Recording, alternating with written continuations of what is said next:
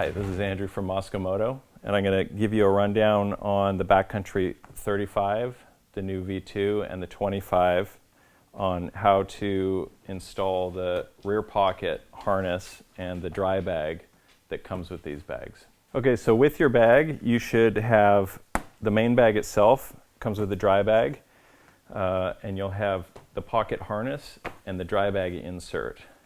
And then with that comes 5 JCBs, 5 T-nuts, and a hex key.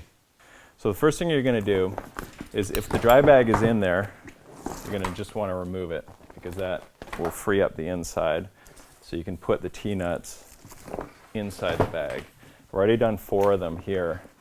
But how you do that is, on the inside there's little Velcro flaps on the inside of these holes, and you open that Velcro flap and then just put the T-nut through the hole and close the flap, and that Velcro flap holds these T-nuts in place while you're assembling the bag, so they won't drop out.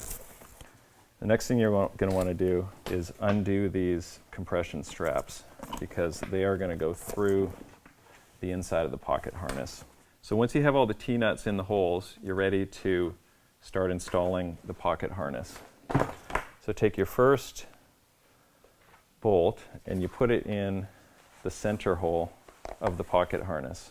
So once you have the first bolt in the center hole, you can pick this up and you kind of put your hand inside and you just bring these two together and just hand tighten it. So I've got the center bolt installed, and it's just turned by hand about maybe 5 turns, so it's not even snug yet. And what it means is I can move this around really easily, and I can also slide it up and down just a little bit. So take your next bolt, and I think that starting with the bottom is easiest. You go down to one of the bottom corners and you put the bolt in there, and then put your hand inside and match those 2 up.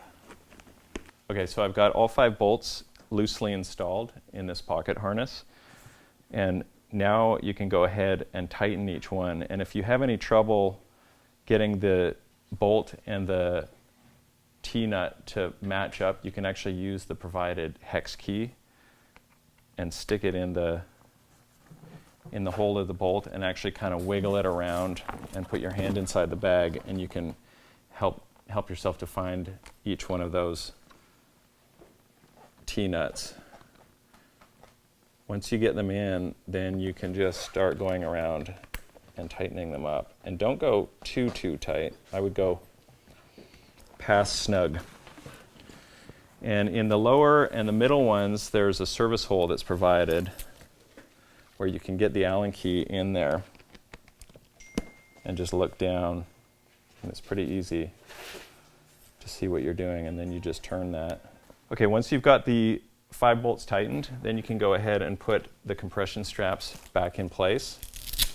And so you want to undo the Velcro keeper and then slide the strap inside, and there's a sleeve on the back wall. You want to slide this buckle, the aluminum buckle, behind that sleeve and pull it through. And then you can hook it back on its loop. So you'll notice on the bottom of your dry bag, there's a removable loop. This is for pulling the bag down into the harness, but it's also serves double duty as a fuel bottle holder. So if you don't want to use this dry bag, you can leave it at home and just put your fuel bottles directly in the harness,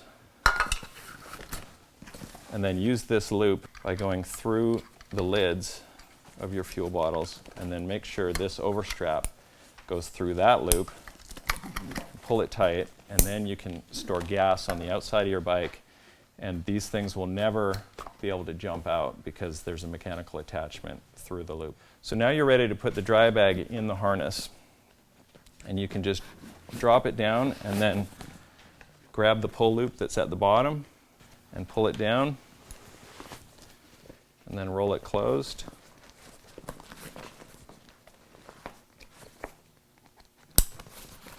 And then it's very important you ride with this over strap through this loop.